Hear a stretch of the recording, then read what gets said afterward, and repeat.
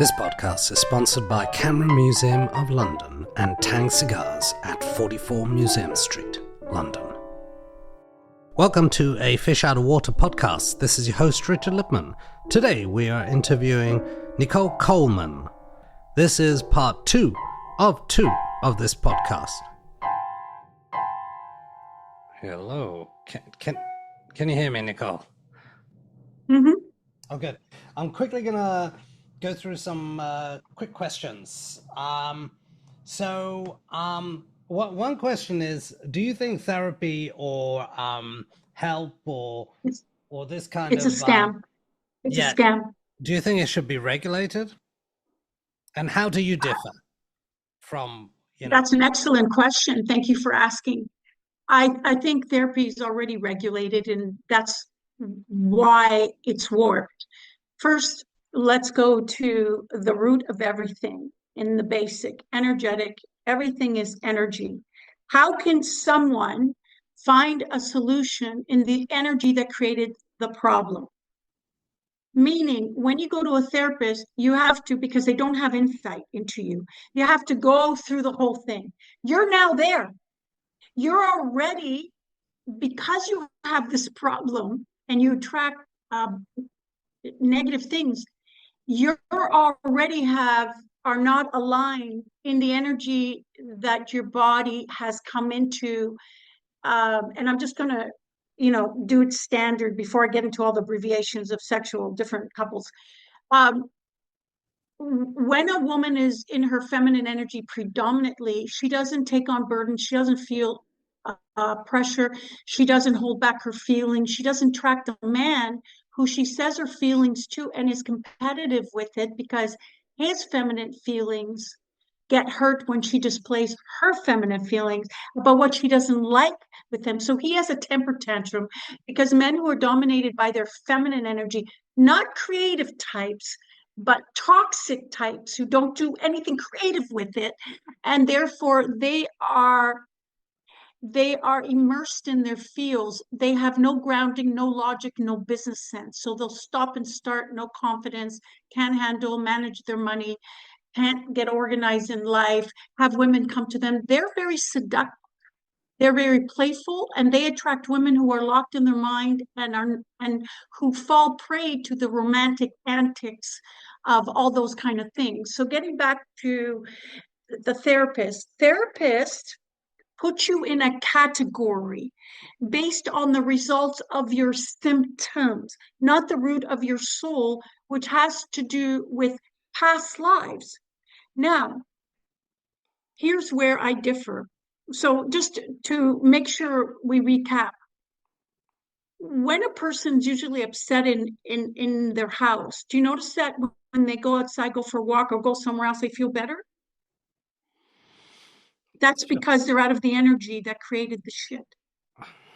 So my ability to go into your past lives helps me see the traits that you overdeveloped, overused, underused, abused, and whatever. So when a person comes to me and they tell her that she has ODC, elemental P, and all these things, and she has to have everything exact, and she is very anxiety and all that, the first thing I do is I can look at her face and understand she is very depleted in magnesium. And also, when this particular client came to me, she was also depleted in GABA. Now, GABA is it's a nervous regulator. It's a transmitter in the brain that helps your brain go back and forth nicely. When you have a lot of parasitical environment, due to candida, due to a lot of sugars or alcohol, whatever, and you have parasites, aka bugs, not just in your body, but they're in your brain, they like to chill on GABA, because GABA is a chill thing. So they eat up your GABA supply. So you're wired. Now, there's a lot of other factors. If people are on antidepressants, it screws up the lining of your, that is your second brain, because that's where your serotonin stash is. That's why it's a head-gut connection. It's your second brain. Antibiotics, the aluminum in that that screws up those things as well. There's a lot to do with that. Most of the people who are registered as clinically depressed and all that have had a lot of aluminum, a lot of antibiotics, a lot of that. And that messes with your gut. When you are disconnected from your gut, you are disconnected from yourself. It's like people who have a ton of fluoridation from mercury and fillings and water and all that shit. And that calcifies antibiotics, aluminum, antidepressants, calcify your third eye. Are you suggesting that people get off those drugs? I am suggesting you balance out the body that made you need it to begin with, so you don't need that. Now, if these chemicals, depression, I love where you're going with this. This is beautiful conversation. You're so good at what you do. If you look at the heavy base chemicals that the clinically depressed, suicidal people are on, why are they not happy? Because it's not a chemical imbalance. It's an energetic one. Because when you find the right thing, like you find the right love, all the fear you had and the mistrust, gone, because it's like you returned home of safety. So when you use the right, first of all, every single disease, and I mean every single disease, is a dis-ease of your body's energies, which means you're nutrient hello deficient. But there's another thing. And this is one of the things that I do with the clients that come to me. I scan their face, and I also tell them, especially those, because you can get a mini package, you can get one session, it depends what you want. It's all on my site, NicholeKolman.com with a K. Now, I ask them to include 3 body parts, injuries or conditions. So a guy might say, I'm bloated. A girl might say, I have alcoholism. Somebody might say they have diabetes. Somebody might say, I have joint problems. Every single one of those has been brought to birth by a consecutive,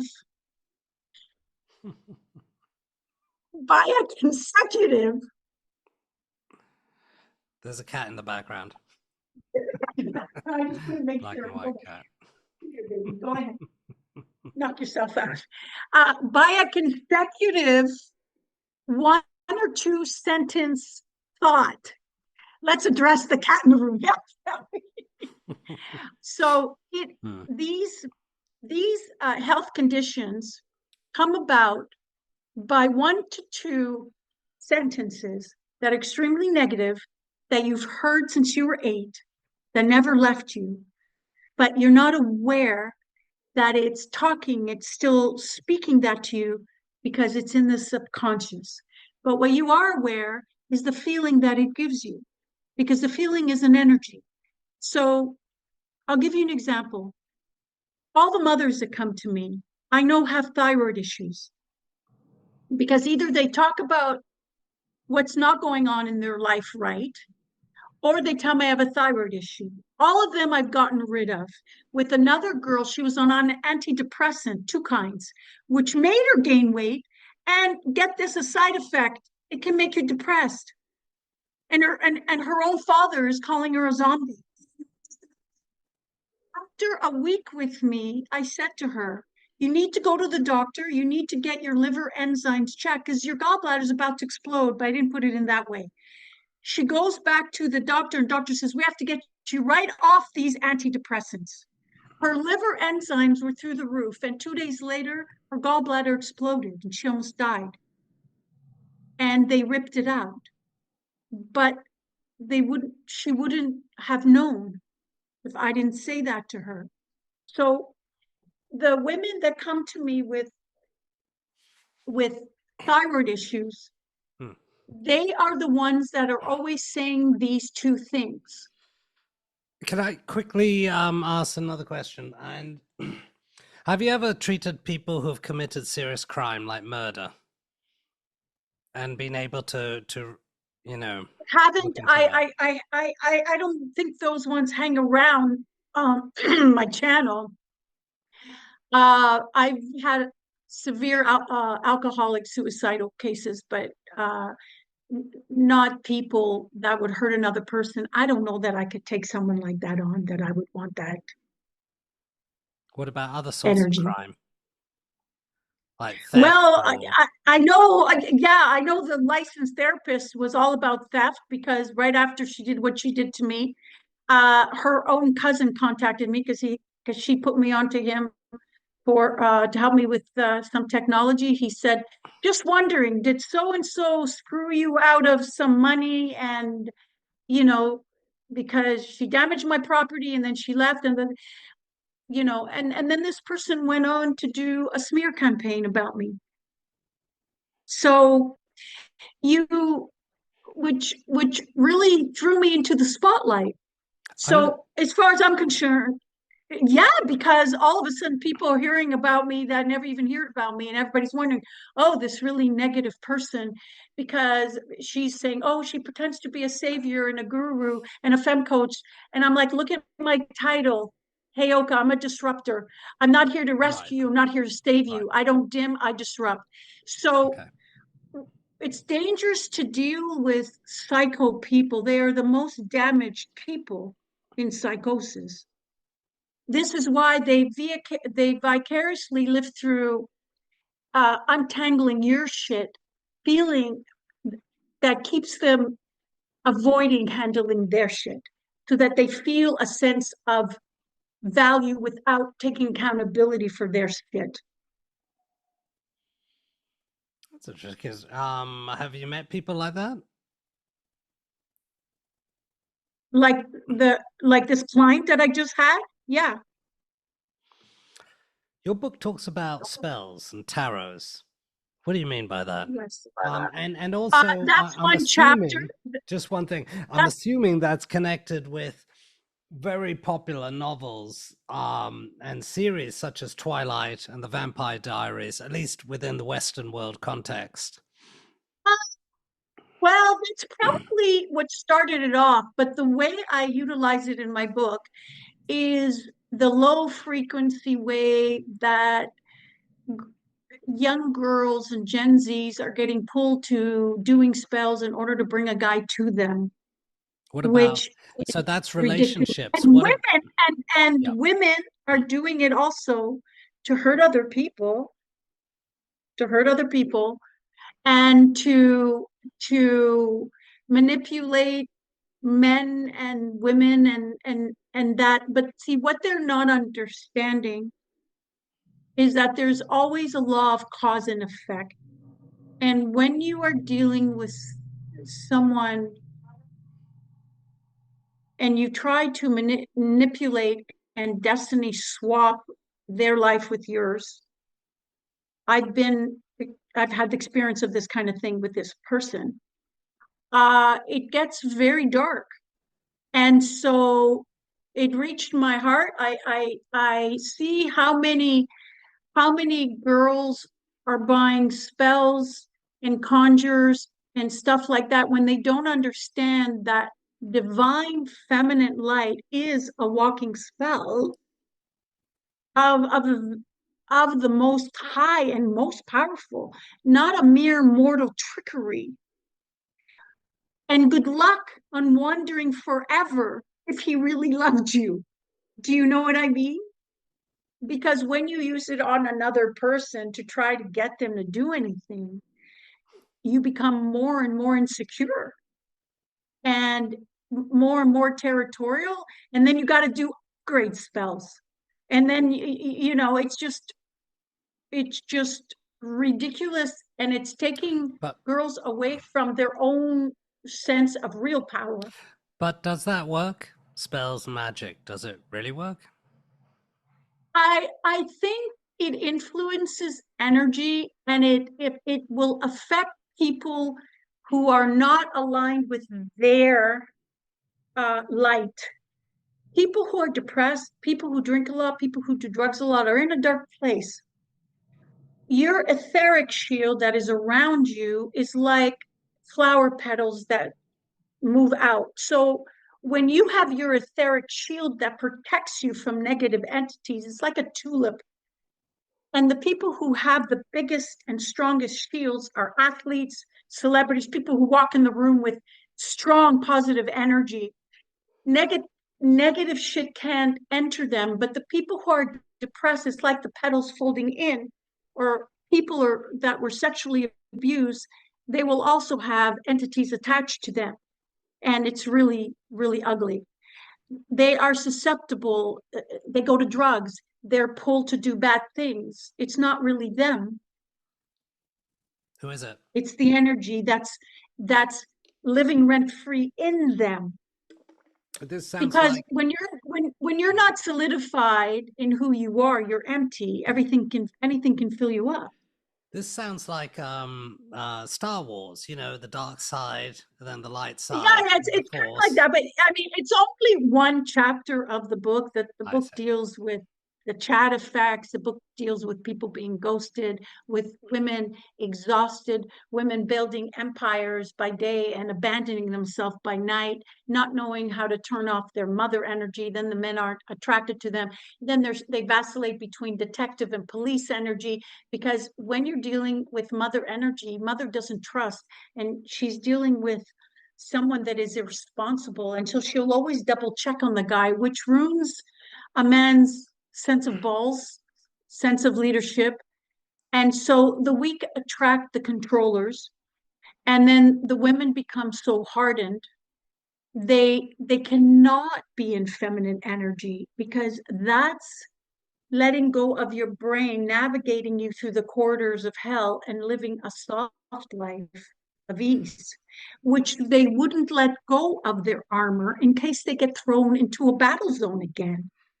But see, feminine energy doesn't predict and foresee battle zones, but women who live wired to their brains do, because again, the brain is wired to survive. So they take on a soldier mentality. Why do you think it takes them 10 years to leave a guy who cheated after 4 months? Because a soldier doesn't drop his gun when he gets one bullet wound. And he doesn't drop his gun and quit when he gets two bullet wounds. It's only when his eyes have blood coming out of them and he can't hold up his gun. So when the woman is completely spent, depleted, battered, taken advantage of, mistreated, does she give up and leave? But she felt too guilty because she's in a soldier mentality, not a woman mentality of I don't deserve to be treated this way, but a soldier mentality which needs battle to prove its value. She's not in a woman energy, she's in a soldier. So soldier has to rack up pain to show it can handle it. That's how it shows its value. I've been looking at your books, including The Wisdom of the Penis. My impression is like a sketchbook, like an art sort of folio. So you open up the pages, and there's information and case studies about masculine, feminine energy, and you talk about toxic masculinity and male privilege. And is this connected with the incel culture? What do you mean by all those terms? Actually, I use it in the opposite way. I show that it is not that toxic masculinity, it's a scam. Masculinity is not toxic. They want you to believe that because they want to make men soft so that they can be in their emotions, be depressed, and not be in charge of their emotions so they can lash out. That's toxic. The rapers, the beating up on women, you think that's a masculine? That's a femme guy. That's a man who's dominated by his emotions. He's not in control of his emotions. You say the bad word, he can throw you against the wall. That's not a masculine. A masculine is someone in control of his emotions. He's logical, he's refined. He understands the gentleness and the fragility of weaker sex than his, animals, children. He doesn't have a temper. He understands where to go to release toxic energies to not have a temper overspill on others Where innocently. would they go to release toxic? The gym, the gym. He builds a business. He goes off on his own. He does his man thing. Okay. But see, men that are usually emotionally triggered and snap like that usually have addictions like alcohol and other things. And the reason is because alcohol, drugs, and things like that, what it does is it makes him present. You see, a man who's drowning in his feminine energy is not that he wants to wear a dress necessarily. Feminine energy means he's drowning in emotion, not from today, from his past negative experiences, all of them flooding him at once. So when a woman says, "It bothered me when you didn't call me," what? Piece of shit now? What are you telling me? Garbage. He will go off on a vent because to him, he's being ridiculed by mom from a long time ago. He's back there in a male body as an adult with a little boy, helpless, uh, injured way of being energetically. A man is full grown. Masculine man is full grown. He understands to discuss things. He's not afraid to speak up to his woman and say, "I need to discuss this with you." Where a femme guy who is in need of her, not in love with her, would be afraid to be left alone and afraid something would change. So he holds back, holds back, holds back till he explodes. So masculinity is not toxic. A feminine woman, I have no problem allowing a man to lead, but I wouldn't pick an idiot who lead me. But a masculine energy women would, because they have to pick someone they're in control of so that they can smell the neediness of that guy, the clinginess, because that's their false sense of security. Because of their own nature as a woman, that is not, they are not, what? They are not secure. Get down. I think the cat is also curious about the conversation. Yeah, so it's just I don't talk about male privilege. I don't use the word privilege at all. I talk about how men, how society's trying to punish a man for low key stealing a woman's shine when he offers to help in the business or something like that. It's just when you read the whole book, it's very laid out. The problem is people are on a trajectory right now that they don't know is leading to a dark forest with no sustenance. So what I've done is I've just laid the map open. So all the things that they're saying that they have packaged as a negative, I'm showing it's really a positive. I'm unwrapping it and I'm showing what means what. Because if you don't do that, it just ends up being a blame game. Okay, so it looks like that you're focused on relationships and you're extracting the hero, the hunter, and the prince, right? And that I'm doing that in The Wisdom of the Penis, which was written a little while back, but in the Sacred and Feral as Fuck books, I'm extracting the simps from the real men, you know, the guys that bend over backwards and make women queasy because they're needy, and and the women that have to try to prove they're feminine, the women that have a sense of entitlement, but they're not bringing a sense of it. To say words that are not attached to a feeling, it's a bit challenging because when a man who's built his own business, is very established, meets a woman that he feels he trusts and safe with, that he loves her strength, not because she looks and acts like a tank. Her spiritual strength is what he loves because he knows he can shed his debris inside her for that. He knows he will be refreshed, and he knows his heart will be safe. Not a woman who's strong on the outside, showing control. His heart does not feel safe. Mhm. Do you see the dichotomy there? Sure. Can you give us some examples? One example. But example of per se, what exactly?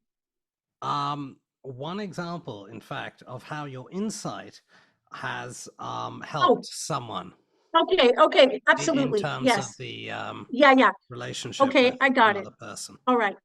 So a woman came to me very much in her masculine. She, like I said, she told me she had OSD, L1OP. I said, you can throw the alphabet out the window. Let's get to the root. And I went into her past life. She says, I always attract these guys, and it's like we're at a party, and he says, okay, let's go now. Let's not go. And then he doesn't really text her, and it's just when he wants, and all those kind of things. That's not really valued relationship. Mm. And I found out that, and she always has this very nervous energy around her. Everything again has to be perfect in places and stuff like that. And she always wore black and white and gray.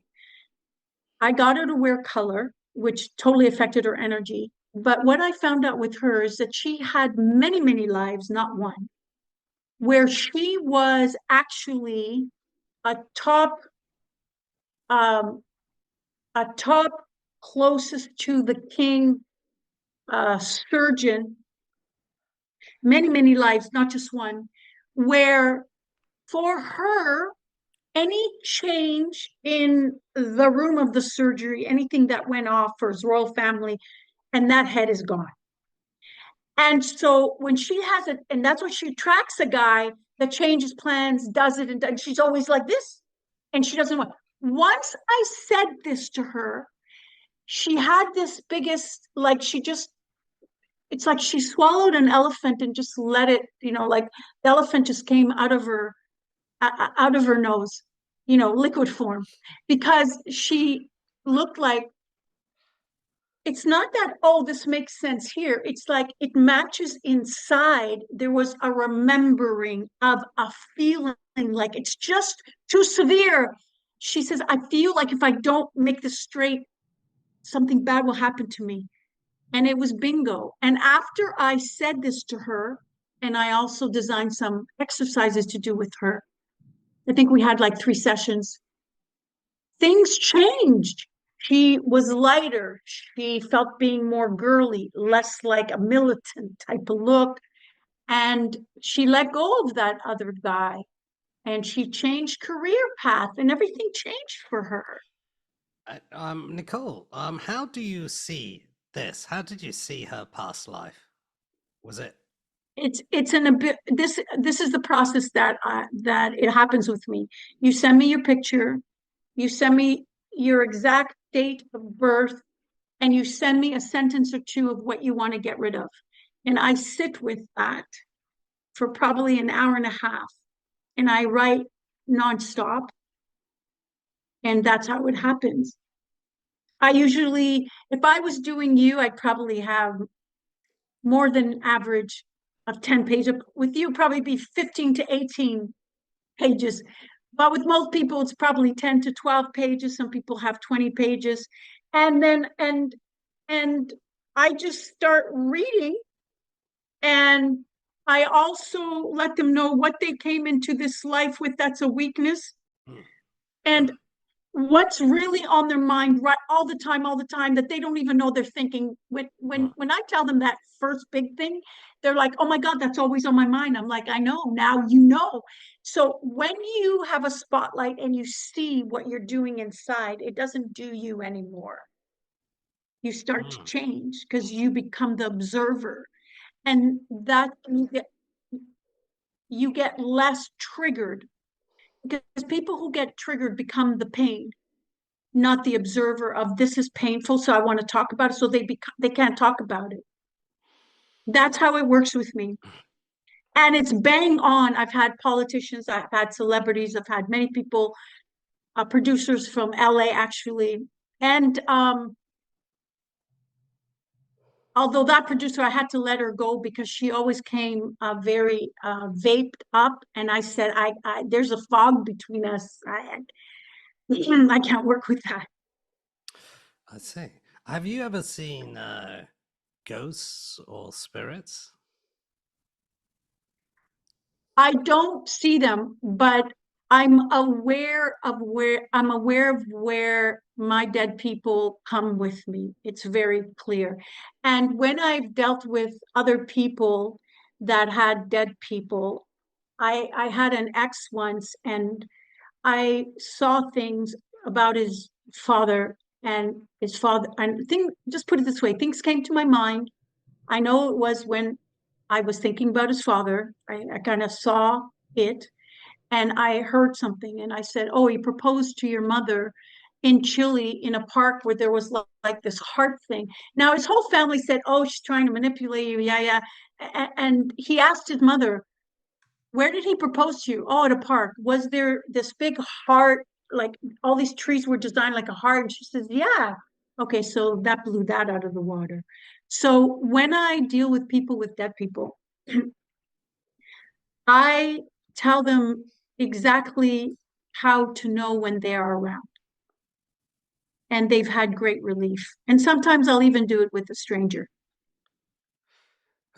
Who and what are your influences? Can you put that in a different way? What inspires you? Do you read a lot of Eastern philosophy? Do you read Oh, people say this all the time. yes, I've what? never read Eastern philosophies or religious books or spiritual books. But when I start speaking to people, the first thing they say to me is, "Oh, I've read a lot of spiritual books." "Oh, I've read none, but thanks for telling me." I do read the Bible, and what inspires me is people. I'll tell you why. Because when a person comes to me with an issue, their issue is a darkness, and it chisels my ability to extract that. It just happens. So it's kind of like if I was to be an investigator, um, then I would be really passionate about it, looking for clues in this and that. Because as a Heyoka empath, you talk to a person, and then you get this plop of picture or a sentence. And then you say it to them, and they go, "Oh my God, this just happened. That makes so much sense. It's clicking." It's that kind of a thing. It's very exciting. So the things that inspire me are animals, beauty in life, seeing real masculines, real feminine. I love training. I love elegance, but I don't spend a lot of time reading. I write rather than read. And I also I one or two clients of mine said, 4 minutes. "I want to recommend this book."